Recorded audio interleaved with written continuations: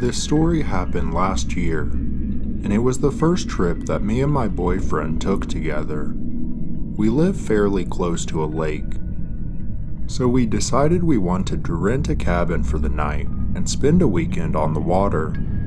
I picked out a secluded cabin on Airbnb with a perfect view of the lake. We arrived early Saturday morning, but we weren't able to get into the cabin yet, so we decided to check out the nearby marina. We rented out some jet skis and spent the morning on the lake, enjoying the sun and water. But as the day went on, a sense of unease began to settle in my stomach. I had a feeling someone was watching me, and I couldn't seem to shake it. But when we finally made it to the cabin, I felt a sense of relief. That feeling of relief was short-lived, however, as we got a knock on the door shortly after arriving. My boyfriend got up and answered it, but there was no one there. Just a note that read, "Watch your back." I couldn't help but feel a shiver run down my spine. My boyfriend didn't seem too concerned though. He brushed it off and we spent the rest of the afternoon outside trying to enjoy ourselves. But as the sun started to set, I couldn't shake the feeling that we were being watched again. After dinner, we sat in the living room to watch a movie. About halfway through, I was half asleep when I felt the hairs on the back of my neck stand up. I sat up a little and looked around, confused why I suddenly felt so vulnerable.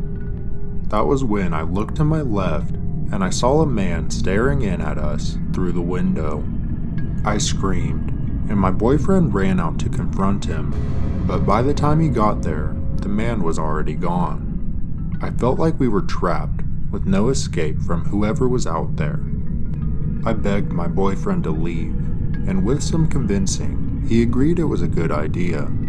But my trapped feeling would only intensify when we saw that our tires had been slashed. We were now completely vulnerable out here, with no way to defend ourselves. We ran back inside, locking the doors and windows, and then called the police.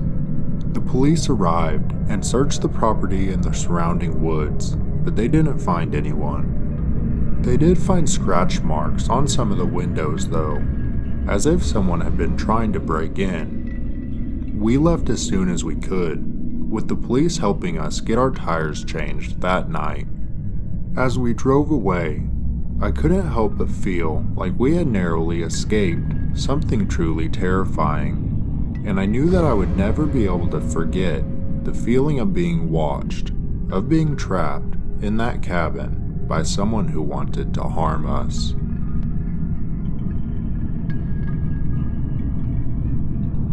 As soon as we arrived at the small house I rented in Colorado Springs, I knew something was off. I booked the house using the app Airbnb. My wife Anna and I had been looking forward to this vacation for months, a chance to get away from our busy lives and enjoy some peace and quiet. We were excited to explore the natural beauty of the mountains, and I even had a special dinner planned for our anniversary. But as soon as we drove up towards the house, I felt a chill run down my spine. The front yard was overgrown, and the paint on the exterior was faded. It looked like it had been abandoned for years, not just unoccupied for a few weeks, as we had been led to believe from the posting. I turned to Anna, and she looked just as uneasy as I felt.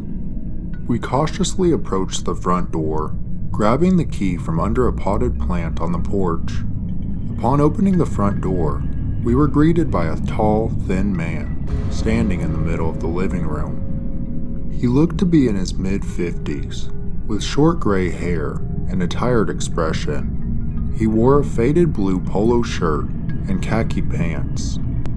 He introduced himself as the property manager and apologized for the state of the exterior of the house, explaining that they had been having some issues with the landscaping company.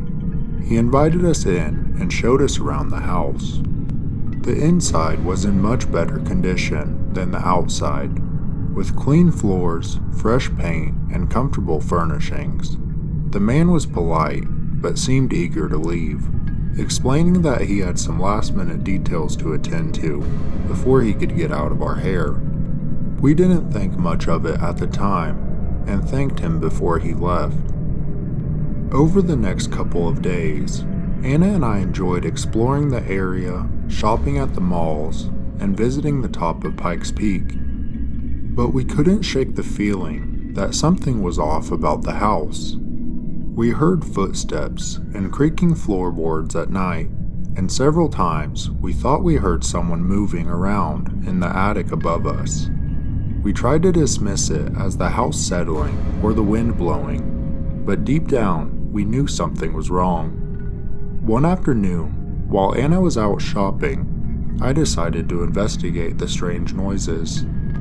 I quietly crept up the stairs to the attic, heart pounding in my chest, and as I reached the top, I saw a figure standing in the shadows, looking down at me. I froze, fear taking hold of me, but as my eyes adjusted to the dim light, I realized it was just an old mannequin, covered in dust and cobwebs. I breathed a sigh of relief, and decided to take a closer look around the attic.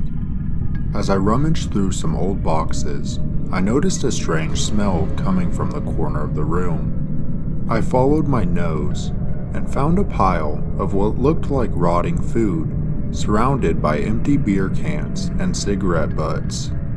I felt a wave of disgust wash over me. This was not the work of a property manager finishing up some last-minute details. It was clear that someone had been living up here for a while, and they weren't taking very good care of the place.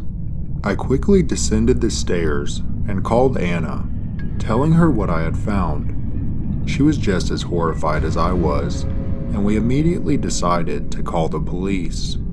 As I waited for Anna and the police to arrive, I heard footsteps coming from the upstairs again, but this time, I knew there was no way the property manager could be up there. I had just checked. I grabbed a baseball bat that I had found in the garage and slowly crept back up the stairs. As I reached the top, I saw the so-called property manager standing in the middle of the room. He turned to look at me, revealing a face twisted with rage and madness. It was clear he had been living up here for weeks, if not months. I yelled at him, asking him what he was doing in my house, but the man just snarled at me and took a step forward. I backed away, holding the baseball bat out in front of me, ready to defend myself if necessary. I told him that it was time to leave, that the police were already on their way, but the man just laughed. It was a manic sound that sent shivers down my spine. He screamed back that the police will not be able to stop him, that he has been living in here for months and it was his house now. He lunged at me, and I swung the bat, hitting him in the shoulder. He stumbled backwards, but didn't seem too deterred. He continued to advance towards me, snarling and growling, almost like an animal. And just as I thought the man was going to attack again, we both heard the sound of sirens outside. The man's expression changed, and he turned to flee, running straight past me down the stairs. I turned and chased him back down, not ready to let him get away that easy, and that's when I heard the crashing sound of glass breaking. The man dove through the backyard window and started running through the backyard. I turned to see multiple police officers and Anna pulling into the driveway out front, and I decided to meet them instead of continuing my chase. The officers asked me if I was okay before scanning the perimeter of the house, checking the inside and out, but it was to no avail.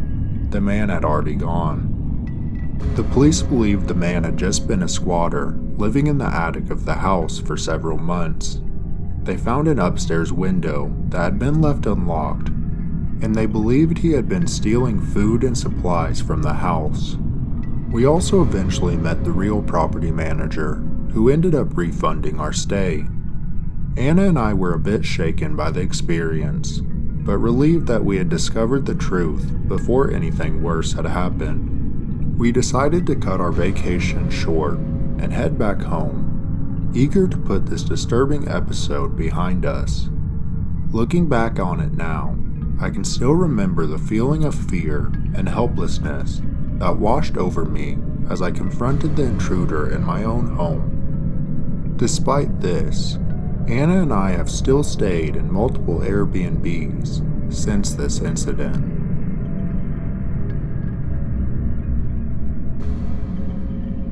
My wife and I decided to take our 2 kids to the beach one year. We ultimately decided on Florida for a much-needed family vacation.